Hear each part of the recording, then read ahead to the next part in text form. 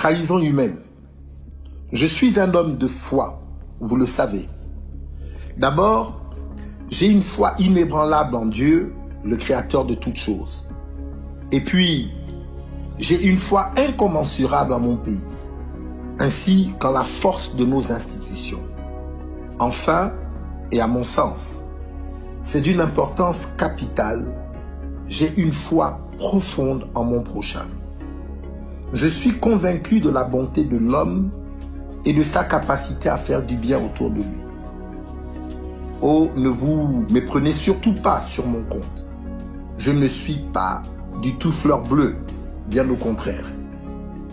En plus de 30 années de service aux hommes, j'ai eu l'opportunité de voir la profondeur de la noirceur du cœur de l'homme, croyez-moi. Je sais combien il peut être facile de céder à la tentation du mal. J'ai vu des gens, devant le choix qu'ils avaient entre se battre pour préserver une relation et la détruire en une seconde, prendre la solution facile. J'ai vu des frères et sœurs s'entretuer pour un lopin de terre et quelques milliers de CFA dans un compte en banque. Vous savez, en observant l'homme, en scrutant nos comportements à tous, je réalise que pour certains d'entre nous, il est bien plus facile de faire le mal que d'établir le bien. C'est un bien triste constat, mais l'homme semble naturellement enclin à la trahison. Et cet état a tendance à empirer au contact de la sphère politique. Et en réalité, il ne devrait pas en être ainsi. On s'engage en politique pour servir le peuple.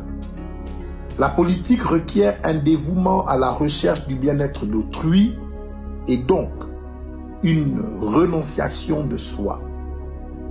Je refuse de croire que quiconque puisse s'y engager dans le seul but de s'en mettre plein les poches.